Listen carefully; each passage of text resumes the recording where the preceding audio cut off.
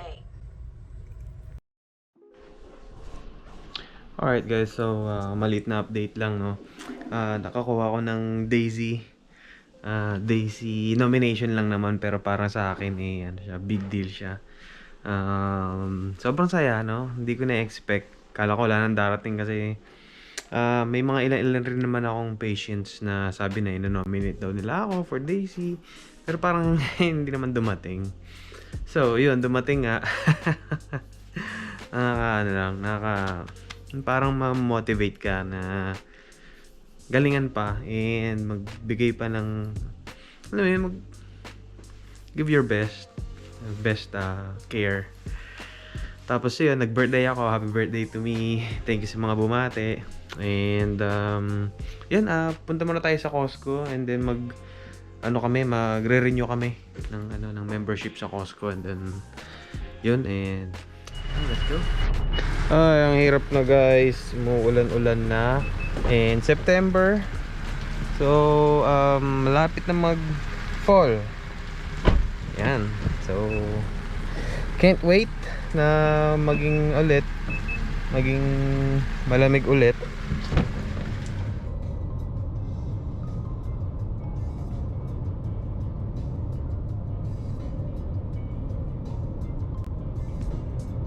Dito kami sa mapagtsatsagaan na mall dito sa Alabama. Malapit ito sa Birmingham. So, ang tawag dito is River Chase Galleria.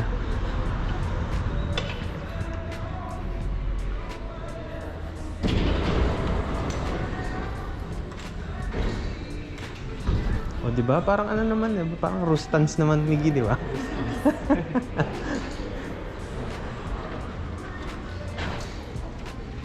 Hi. Nako, wala na sa level niya yung mga ganito. Dapat sa kanya yung mga high-end na. Uy. Miggy, kahit pa paano, welcome to USA.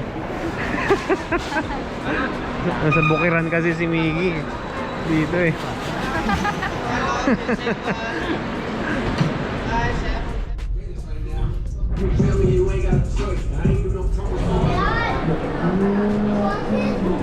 Siya, Bath and Body Works.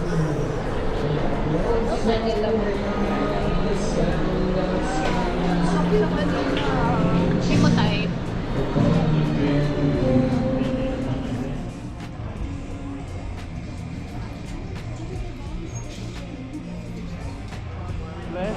Plus 15?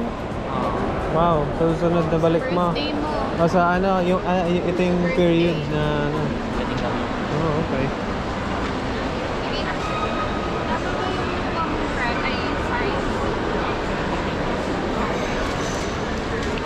Right guys, nagka-touch move na naman ako ngayon.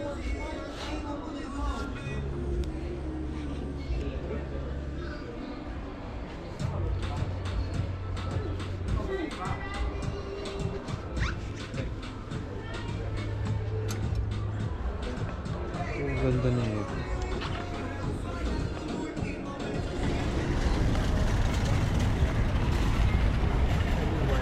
Yun, Costco guys.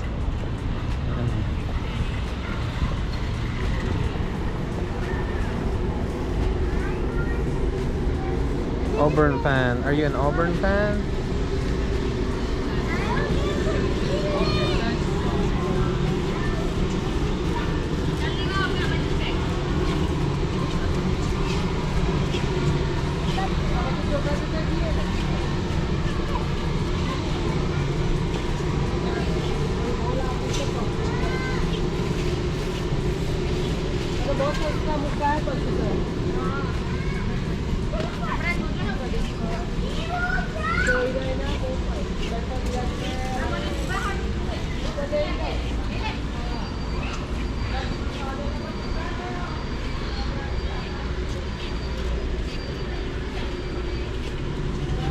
Guys, uwi na daw namin to. Uy, grabe. Touch move na yan, madam. Yung sa inyo mga nakabili ng mga ganito guys, comment nga kayo kung talagang kung effective nga siya.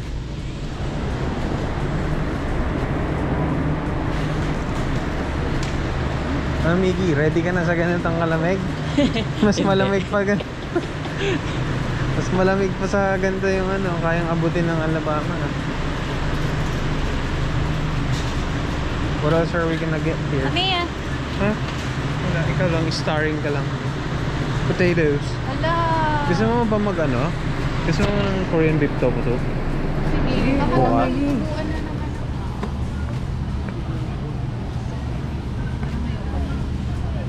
Cream cheese, Danish.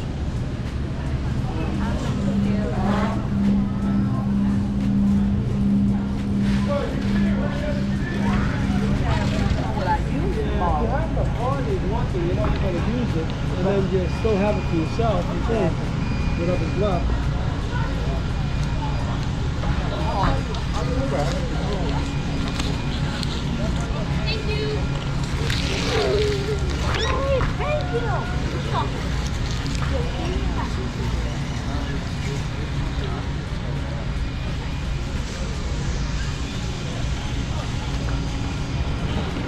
Cheese pizza or pepperoni? Cheese. Ay, half na lang cheese saka pepperoni. Pwede ba yun? One slice lang yung kinukuha namin. Costco. Miggy, nasa SNR ka lang eh.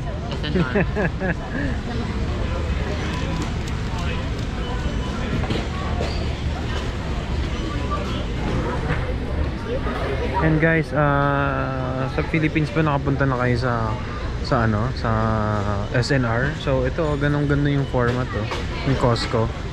So sa tingin ko ano yung may-ari. Hindi naman sa isa yung may-ari, but ano ba yun, babe? Partner lang sila ng Kirkland. Costco Day, Pizza Day, bago umuwi, half and half. Babe, kain ka na. Walang seaweed. Wala. Sa'yo eh. Ikaw, try mo.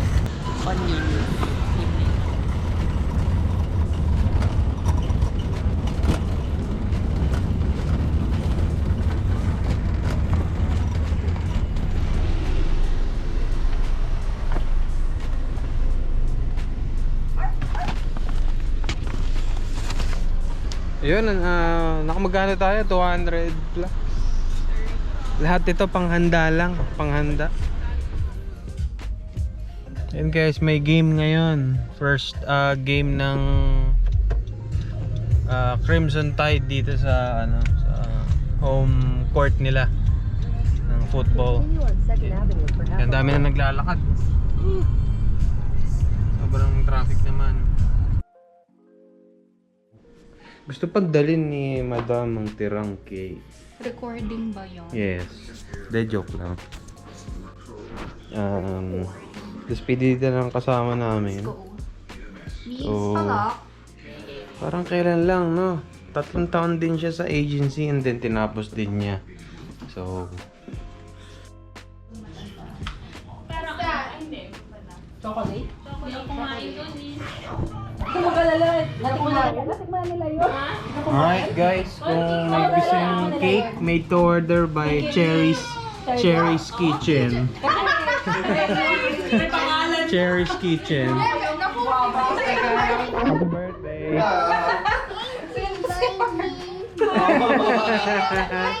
Tito! Happy birthday, Tito! Where's Tito? Marvin? Where's Tito Marvin? No, there! Naliliw siya. Happy birthday to you. Happy birthday. Happy birthday. Chantel, not yet. No, don't blow. That's not for you. No. Birthday to you. Happy birthday to you. Ayan, yun ang sa'yo nag-wish. Dalawa daw. Thank you. Yun guys, what's going on sa inyong lahat, no? Sagot-sagot tayo ng mga tanong ng mga nurses dito sa comment section. And first of all, thank you guys, thank you kung may napupulot kayo dito sa mga vlogs ko. Sana naging helpful sa inyo. And sana kung may mga friends kayong interesado sa US journey at saka US culture, alam nyo yung papunta dito, kung kung feeling nyo nakakatuloy yung mga tips natin paano mag-adjust dito, mainly kasi yun ang ano ko eh, yun yung parang doon ako naka-curious kung paano ba natin malulusutan yung kumbaga para makapag-adjust tayo dito. Kasi yun talagang labanan dito eh, mag-adjust eh. Kasi after nun, thank you so much na na-appreciate nyo yung mga vlogs ko para sa inyo. Sabi ni Apex 2605, sabi niya, pwede po ba kahit 50 beds lang na hospital, 1 year experience sa Avant, sir? Wala po kasi akong alam sa Avant na. Depende, siguro sa kanila. Itanong mo kung accepted ba nila yung ganong experience. Tapos tanungin mo tanong mo sa kanila kung saan kanila ilalagay yun. Pero para sa akin, oo, pwede yan. Pero hindi lang ako sure kung saan kanila ilalagay.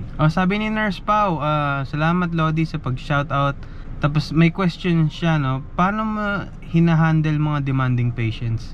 Pag sumagot kasi tayo sa Pinas, alam mo na, reklamo abot natin. Pero mga pansin ko talagang they talk back at minsan pasigaw. Actually, Pau, napakagandang question to, no? Paano ko na-handle mga demanding patients? Noong una, lagi ko silang pinagbibigyan. Ako yung hirap na hirap. Pero kasi alam mo yun, kapag pinatulan natin sila, parang mawawala yung compassion natin eh. Ngayon pag may mga pasyente talagang mga ganon, binibigyan ko na lang sila ng parang time frame. Parang sinasabi ko na, pinapaintindi ko na may gagawin lang ako, mag-apologize muna ako kasi may gagawin pa akong iba na mas importante. Alam mo naman sa ER, talagang prioritization dyan. Marami ding pasyente talaga na pag naiinip na, tanong ng tanong, tapos naghihingi ng ng pwedeng mainom or makain na kahit hindi pa pwede. Natutunan ko mag-step up ng konti, or matutunan ko magsalita na hindi naman ng pagalit, no, yung talagang firm na sinasabi ko talaga sa kanila na no, you can't. Lakasan na lang loob eh. Kasi dito hindi naman sila sa atin, 'di ba? Konting nag-iba lang yung tono mo eh, talagang maglalabas silang cellphone parang gusto mo sumikat, 'di ba? Parang ganun sa atin eh. So dito hindi, nakikipagsagutan sila. So ako, hindi naman ako ganun, no? Medyo mas firm na ako pag sinabi kong hindi. Explain ko sa kanila kung bakit hindi pwede, mga ganun. Sabi ni Josephine, sabi ni Josephine, which is better, to bring the family to America or the nurse family member muna? Thanks for the reply. To bring the family to America or nurse family member. Parang nalito ako dun Para sa akin, nurse family member muna. Yung muna, yung kayo muna. Yan. Or much better nga kung mauuna ka, yung nurse sa Amerika. Mauna ka doon ng 3 to 4 months. Tapos pag na-establish nyo na na-establish mo na yung yung tirahan nyo, saka nyo na silang pasunodin. Yun ang ideal eh. Pero kasi ang kalaban mo dyan yung lungkot eh, at homesickness. Kasi alam mo yun, parang kung paalis ka, nakaka-depressing yun eh, parang iwan mo sila. Pero of course, alam naman natin na susunod sila eh. Pero much better yung ganun, yung mauuna ka, establish mo muna. Sabi ni Gison Lax 8, hello po, ask ko lang po if during review nyo po, nagwo-work pa rin po ba kayo? Hindi, talagang sacrifice talaga ako nun, almost 2 months. Talagang babad ako talaga nun. Tapos may follow up question siya, ilang years po experience nyo sa bedside dito sa Pilipinas, sir? Hindi naman tuloy-tuloy, no? Minsan nagre-request ako ng leave minsan indefinite pa eh. 2016 talaga ako yung solid na experience ko eh, hanggang sa nag-apply ako ng agency 2018. Yun. Sabi ni Thea Ong, ano po name ng staffing agency nyo po, sir, dito sa Pinas? Sa ABA po ako, ABA. Sabi ni Vincent Ga, sir, how old were you when you first came to the US? Also, ilang years na po kayo as nurse nung dumating kayo dyan? Thanks po. I mean literal kasi 6 years old ako, nakapunta na ako ng US. Hindi yun sa hindi yun sa pagmamayabang, no, kasi may mga relatives kami dito, tapos yung mga relatives namin noon pinatry yung mga magulang namin na makakuha ng visa, tapos nakakuha na kami ng visa noon pa, noon na kami nakaka-visit dito. Pero nung dumating ako talaga dito na na go work na 33. Oy, age reveal yun Ilang years na po kayo as nurse nang dumating kayo dyan? Ilang years sa experience ko nung dumating ako dito, kasi kapag sinama natin na ilang years tayong nurse, ibig sabihin ng pagka-graduate natin counted yon. Pero yung talagang solid hospital experience since 2016. Yan. Sabi rin niya, bala ko po sana mag-aral ng nursing pero 28 na ako. If ever makagraduate, kaya pa ako mag-US, sir. Alam mo, 28 ako noon nung nag-umpisa akong mag-decide na parang gusto ko nga mag-US. Actually, nawala ako sa nasa parang hindi ayoko na mag-nursing noon, pero na yung drive na buhay kasi yung mga kasama ko sa Pilipinas noon sa work, lahat sila nag-uusap about kung mag-abroad. Parang ako na lang walang plan. So, yun, sabi ko may mga kamag-anak kami sa US, why not doon na lang ako pumunta. So, I was 28 years old that time. So, wala po sa edad yan. But bakit kayo nadi-discourage na na porque 28, 30? Huwag kayo ma-discourage ng ganun. Nasa inyo yan, nasa inyo. Walang nakakaya. Kasi kung gusto mo talaga mangyayari. Gusto ko lang mention na sabi ni Miko 8433, relate here, only Filipino sa OR, just started last month. Oy, congrats. Can say na sobrang less anxious na at stress compare sa first day ko sa work. Gumagaan ang isip at stress. Yan, period adjustment lang talaga. May nagtatanong, hindi ko alam yung name kasi parang user lang yun. Sabi niya, Idol Marbs, a blessed day po. New migrant po kami with my family. We are here in Rockville, Montgomery, Maryland. Oh, yung ganda dyan. Pangarap din namin dyan mag-settle. Lagi po ako nanonood ng vlog mo, kahit dati pa sa Doha, Qatar pa kami. Mas madali po bang makahanap ng trabaho kahit wala pang ang green card ID? Ano po ibig niya sabihin doon? Siyempre mas madali pong maghanap ng trabaho pag may green card ID na. Yan. Kasi yung status natin na pagiging immigrant dito, hindi masasatisfy kung hindi mo hawak yung yung green card mo. So, yun. So, yun guys, thank you so much for watching. And sana nagugustuhan nyo yung gano'n, yung pag may mga nagtatanong ng mga nurses, sinasagot natin. At saka honest naman tayo karamihan naman ng mga tanong nila opinion ko lang din at based sa mga experience ko at based sa experience ng iba kong nakakasamang nurses na pagtatanungan din. So sana participate kayo, tanong-tanong kayo, maski anong process o related sa nursing, sasagutin natin yan. So yun, hanggang dito na lang muna guys, and thank you so much for watching, and I will see you guys on our next video.